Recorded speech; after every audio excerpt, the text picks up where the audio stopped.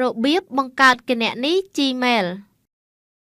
ជាដំបូងសូមលោកអ្នកចុចស្ទួនទៅលើ icon Mozilla Firefox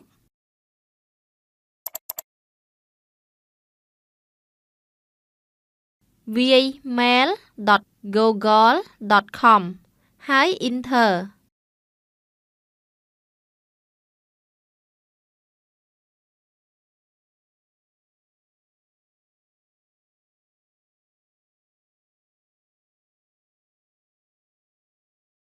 ចុចស្ទួននៅលើពាក្យបង្កើតគណនី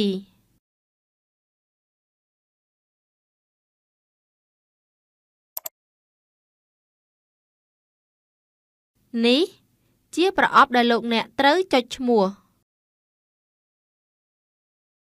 ចុចក្នុងប្រអប់ឈ្មោះអ្នកប្រើប្រាស់ហើយវាយបញ្ចូលឈ្មោះនិងនាមត្រកូលរបស់អ្នក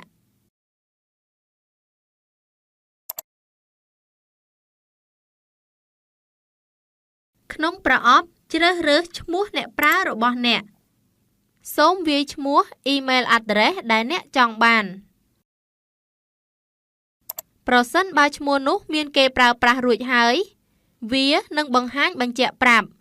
ដែលតម្រូវឲ្យអ្នកផ្លាស់ប្ដូរ email address ម្ដងទៀត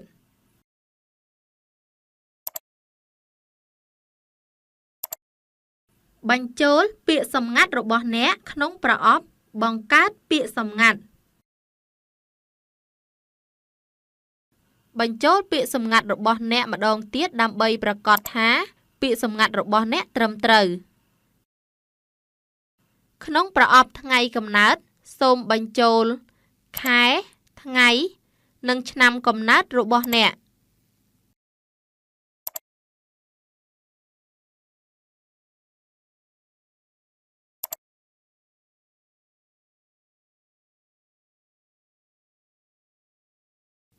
ក្នុងប្រអប់ភេទសូមជ្រើសរើសភេទរបស់អ្នក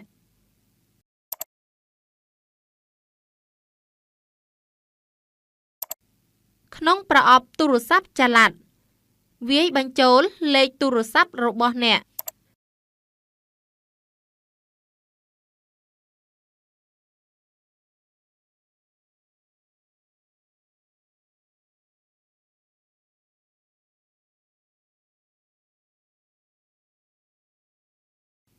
ក្នុងប្រអប់វាយអត្ថបទសូមវាយបញ្ចូលអក្សរដែលអ្នកបានឃើញក្នុងរូបភាពខាងលើក្នុងប្រអប់ទីកន្លែងចុច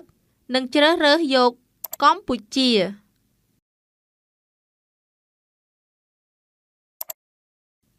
ចុចលើប្រអប់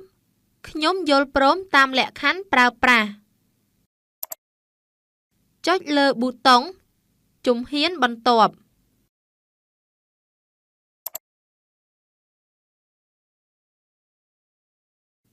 អ្នកបានបង្កើត Gmail ដោយជោគជ័យ